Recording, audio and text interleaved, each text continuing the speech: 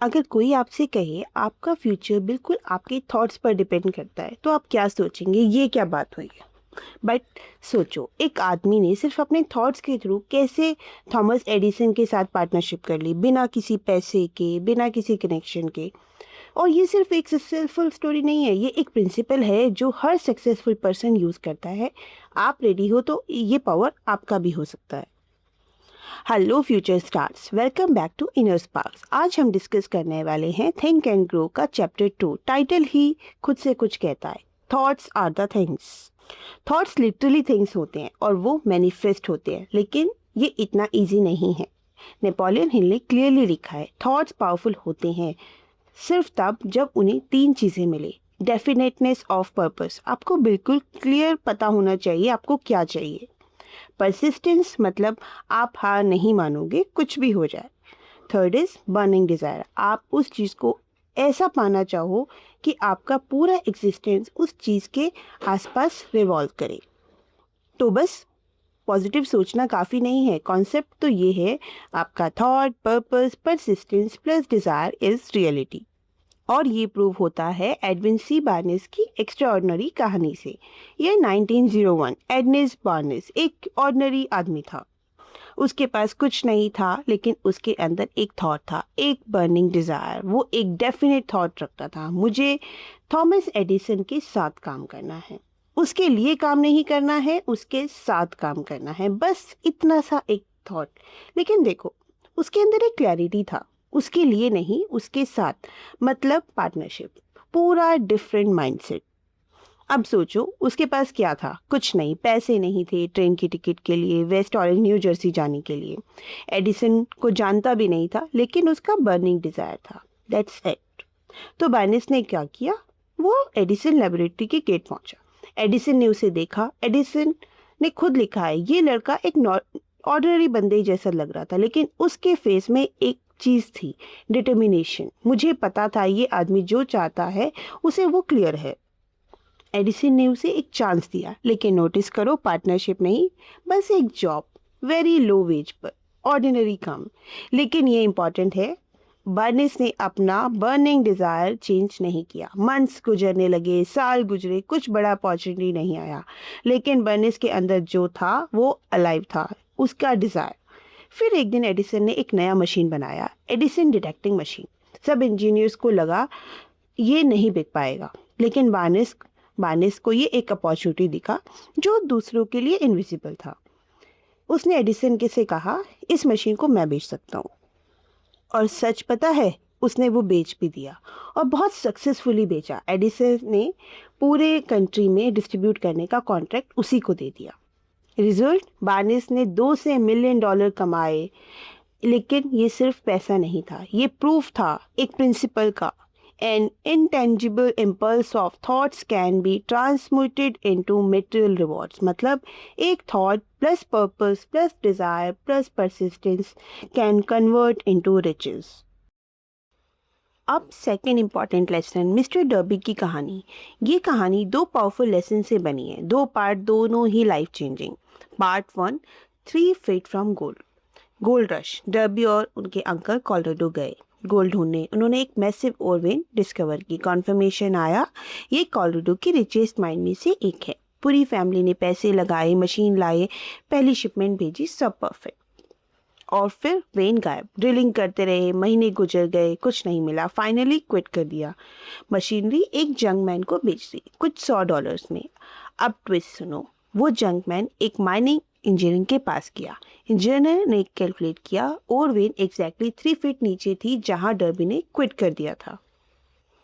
3 feet, सिर्फ 3 कदम की दूरी। जंगमैन ने मिलियंस निकाले, डर्बी को कुछ नहीं मिला।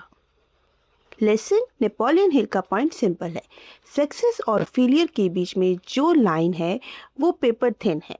एक तरफ मिलियंस, दूसरी तरफ कुछ नहीं, और बीच में सिर्फ 3 feet।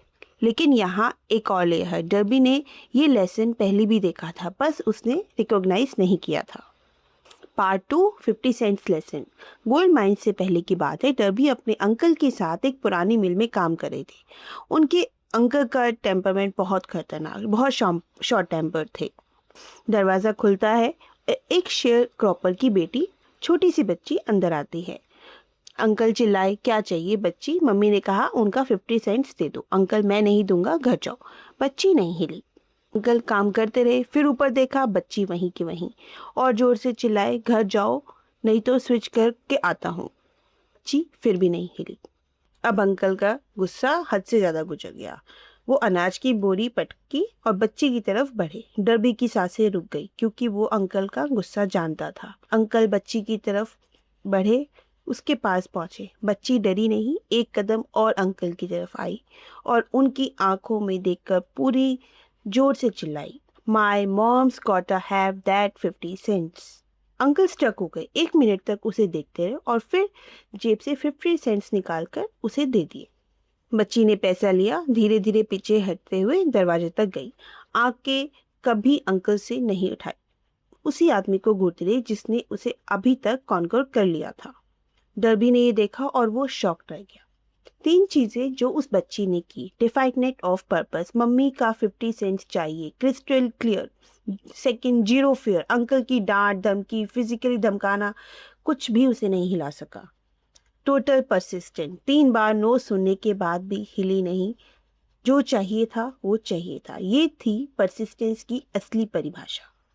सालों बाद डर्बी लाइफ इंश्योरेंस बिजनेस में गए। गोल्ड माइन में वो 3 फीट जाकर क्विट कर गए थे, लेकिन अब उनके पास एक नया वेपन था जो उन्हें समझ आ गया था।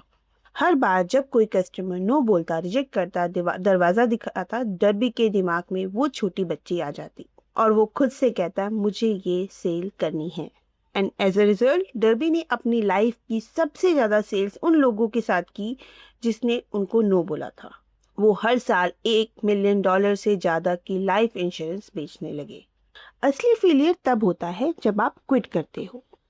डर्बी गोल्ड माइन में 3 फीट दूर था। 3 फीट। अगर वो एक और दिन ड्रिल करता वो अमीर होता, लेकिन उसने क्विट किया। दूसरी तरफ एक छोटी बच्ची जिसके पास कुछ नहीं था, ना पावर, ना पैसा, ना साइज, उसने एक ग्रोन मैन को झुका दिया सिर्फ अपनी परसिस्टेंस से। सोचो आप अपनी लाइफ में कहाँ 3 फीट पहले रुक गए हो और कहाँ आपको बस कुछ ही कदम बढ़ाने की ज़रूरत है। अब एक और स्टोरी जो सबको इंस्पायर करती है, हेनरी फोर्ड का V8 मोटर। फोर्ड ने डिसाइड किया मुझे एक V8 इंजन बनानी है, लेकिन एक कंडीशन थी, सारे 8 सिलेंडर्स को एक सिंगल ब्लॉक में कास्ट करना है। पूरा रिवोल्यूशनरी। इंजीनियर्स ने कहा ये इम्पॉसिबल है, ये नहीं किया जा सकता। फोर्ड ने का रिस्पॉन्स, करो, बस करो। लेकिन सर इम्पॉसिबल, करते रहो जब तक सक्सेसफुल ना हो जाए। फिर क्या? लिटरली 1 साल लग गया। Again 6 month, nothing. Another 6 month, nothing. Engineers के साथ discussion, trials, error, failure, repeat. Year के एंड में अगेन वही रिपोर्ट, सर नहीं होता। एंड फोर्ड, फिर से जाओ, आई वॉन्ट इट। फिर सडनली ब्रेक थ्रू, डिस्कवर किया। अब वो टेक्नोलॉजी पॉसिबल बन गया था जो पहले इम्पॉसिबल था। फंडामेंटल प्रिंसिपल, फोर्ड क्लियर था कि वो क्या चाहता है। उसके पास अनवेवरिंग फेथ था और वो परसिस्टेंस था। और गेस करो, उसका ऑब्सेशन, उसका बर्निंग डिजायर, उसका परसिस्टेंस ने क्या किया? इन्वेंशन को फोर्ड में वर्ल्ड में टेक्नोलॉजी डेवलपमेंट किया जो नहीं हो सकता था। तो ये प्रूफ है, thoughts plus desire plus persistence plus faith is equal to anything is possible. अब एक फाइनल कॉन्सेप्ट जो फाउंडेशन है सब चीज़ का। नेपोलियन हिल ने लिखा, success becomes to those who become success conscious, failure comes to those who allow themselves to become failure conscious. यही पूरा खेल है। हमारे थॉट्स हमेशा हमारे आसपास की रियलिटी अट्रैक्ट करते हैं। अगर आप सोचते हो मैं फेल हो जाऊंगा, तो आपका ब्रेन ऑटोमेटिकली वो पैटर्न दिखाई देता है जो फेलियर को कंफर्म करने के लिए है। अगर आप सोचते हो मैं सक्सीड करूंगा, तो आपका सबकॉन्शियस अपॉर्चुनिटीज ट्रैक करता है जो सक्सेस की तरफ ले जाते हैं। इस कॉन्सेप्ट को मैग्नेटाइज्ड माइंड बोलते हैं। आपका डोमिनेटिंग थॉट मैग्नेटाइज करता है आपके माइंड को और वो अट्रैक्ट करता है पीपल, सर्कमस्टांसेस और अपॉर्चुनिटीज जो उसके लिए अलाइंड हो। तभी सक्सेसफुल डिफरेंट दिखते हैं। वो सेम वर्ल्ड में रहते हैं, लेकिन वो डिफरेंट पॉसिबिलिटीज देखते हैं डिफरेंट तरीके से। क्यों? क्योंकि उनका थॉट पैटर्न डिफरेंट होता है। तो चैप्टर 2 में नेपोलियन हिल ने जो सिखाया वो है थॉट्स रियलिटी थिंग होते हैं, डेफिनेटनेस ऑफ पर्पस, परसिस्टेंस और burning desire, transmutation of thoughts into riches, failure बस स्टेपिंग स्टोन है, क्विट मत करो, अपॉर्चुनिटीज डिस्गाइज में आता है समटाइम्स, सक्सेस कॉन्शियस वो मेंटली है जो सक्सेस अट्रैक्ट करता है। की टेक वे, आप मास्टर हो अपने फेट के। क्यों? क्योंकि आप भी अपने थॉट्स को कंट्रोल कर सकते हो। अगर आपको इस चैप्टर ने इंस्पायर किया तो लाइक करें एंड सब्सक्राइब करो और कमेंट में लिखो मेरा बर्निंग डिज़ायर क्या है, क्योंकि उसी से आपका ट्रांसफॉर्मेशन शुरू होता है। इनर स्पार्क पर हर चैप्टर एक की अनलॉक करता है और जब तक आप सब चैप्टर्स नहीं सीख लेते तब तक आपका जर्नी इनकम्प्लीट रहता है। इसीलिए हम हर बुक को चैप्टर वाइज कवर करते हैं। Thanks for watching.